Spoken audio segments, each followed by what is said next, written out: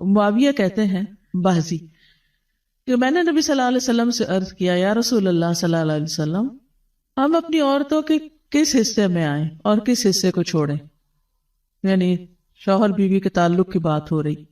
یہ بھی ایک بہت آج کے دور کا، ہر دور کا مسئلہ ہے، لیکن آج کے دور میں اور بھی گمبھیر ہوتا چلا جا رہا ہے بہت سی چیزوں سے ایکسپوز ہونے کی وجہ سے. تو کیا جائز حد ہے اور کیا نہیں ہے؟ فزیکل ریلیشن شپ کے لیے کس حصے کو استعمال کیا جا سکتا ہے، کس کو نہیں، یہ سوال. تو اس پر آپ صلی اللہ علیہ وسلم نے فرمایا تمہاری بیوی تمہارا کھیت ہے، تم اپنے کھیت میں جہاں سے چاہو آؤ.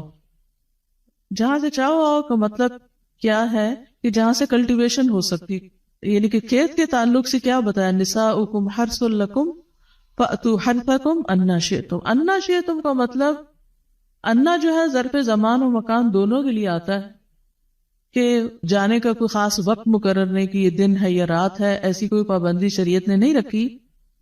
اور اسی طرح جب کھیت کہہ کے بیوی کو بتایا گیا تو اس میں اس کی یعنی کہ اس کی قدر و قیمت اور اس کی حفاظت اور اس کی سرسبزی اور خوشحالی اور وہ ساری چیزیں اپنی جگہ ہیں. پلس یہ بہت ہی حکمت کی بات ہے کہ کھیت میں کچھ اگ جب ہی سکتا ہے جب اس میں بیج ڈالا جائے.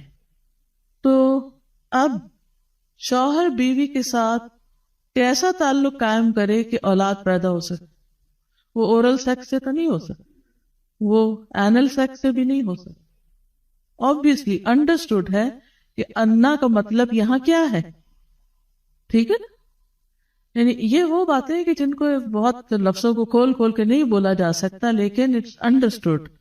تو آپ نے کہا جہاں سے چاہو، یعنی کوئی رکاوٹ نہیں، ممانعت نہیں. اس کا یہ مطلب نہیں کہ ناجائز حدود فلان کے کہو کہ اس کی بھی ممانعت نہیں. البتہ جب تم کھاؤ تو اسے کھلاؤ. یعنی کہ شوہر خود آؤٹنگ ڈائننگ کے لیے چلا جائے اور بیوی کو کہے کہ بس گھر میں ہی پکا لو اپنے لیے اور کھا لو، خود صرف دوستوں کے ساتھ رہے. دس از ناٹ رائٹ. بیوی کو بھی لے کے جائے اور ساس بھی بہو کو جانے دے.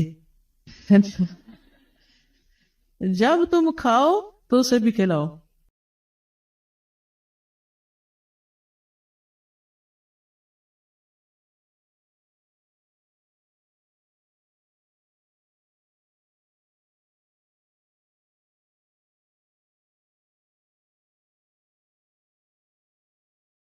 قطع تعلقی اگر کرو، یعنی ویسے تو نہ کرو، لیکن اگر کرو تو گھر کی حد تک رکھو. کک آؤٹ نہیں کرو، گھر سے باہر نہیں پھینکو، گھر سے نہیں نکالو. کیونکہ بعض شوہر کہتے ہیں نا، فون پہ کہہ دیتے ہیں گھر چلی جاؤ ماں باپ کے، میں تب گھر میں داخل ہوں گا، آؤں گا ہی نہیں. یہ غلط ہے، ایسے نہیں کرنا چاہیے.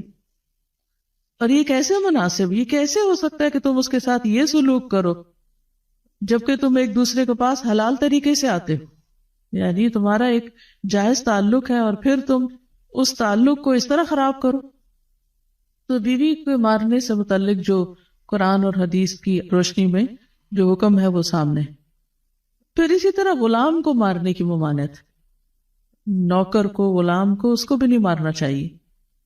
ابو مسعود بدری سے روایت ہے کہ میں اپنے غلام کو کوڑے کے ساتھ مار رہا تھا کہ میں نے اپنے پیچھے سے آواز سنی، اے ابو مسعود جان لو، اور میں غصے کی وجہ سے آواز سمجھ نہ سکا. یعنی ایسے مار رہا تھا کہ مجھے نہیں سمجھ آئے گی کس نے پکارا مجھے. جب وہ میرے قریب ہوئے تو وہ رسول اللہ صلی اللہ علیہ وسلم تھے اور آپ فرما رہے تھے جان لو ابو مسعود، جان لو ابو مسعود. کہتے ہیں میں نے اپنے ہاتھ سے کوڑا پھینک دیا تو آپ نے فرمایا جان لو ابو مسعود. یعنی آپ بار بار فرما رہے تھے اللہ تم پر زیادہ قدرت رکھتا ہے تمہاری اس غلام پر قدرت سے. یعنی جتنا تم اس غلام پہ قدرت رکھتے ہو اللہ اس سے زیادہ تم پہ قدرت رکھتا ہے، یعنی تمہیں مارے گا. کہتے ہیں کہ میں نے عرض کیا اے اللہ کے رسول صلی اللہ علیہ وسلم میں اس کے بعد کبھی غلام کو نہیں ماروں گا. اور بعض روایت میں آتا ہے کہ انہوں نے آزاد کر دیا. ابو عمر زازان سے روایت ہے، کہتے ہیں کہ ہم لوگ ابن عمر کے پاس تھے، انہوں نے اپنے غلام کو بلایا جسے انہوں نے مارا تھا. انہوں نے اس کی پیٹھ کھول کر دیکھی، کہا کیا تمہیں تکلیف ہو رہی ہے؟ اس نے کہا نہیں. اس کے بعد ابن عمر نے غلام کو آزاد کر دیا اور ایک تنکا زمین سے اٹھایا اور کہا کہ مجھے اس کا اتنا بھی اجر نہیں ملے گا جتنا اس تنکے کا وزن ہے۔ میں نے کہا ابو عبد الرحمن آپ ایسے کیوں کہہ رہے ہیں؟ انہوں نے کہا کہ میں نے رسول اللہ صلی اللہ علیہ وسلم کو فرماتے ہوئے سنا، جو شخص اپنے غلام کو بے قصور یعنی حد شرعی کے علاوہ مارے یا اس کے چہرے پہ تمانچہ مارے تو اس کا کفارہ ہی کہ اسے آزاد کر دی، کفارہ ہے، اس آزادی کا ثواب کوئی نہیں تنگ کے برابر بھی۔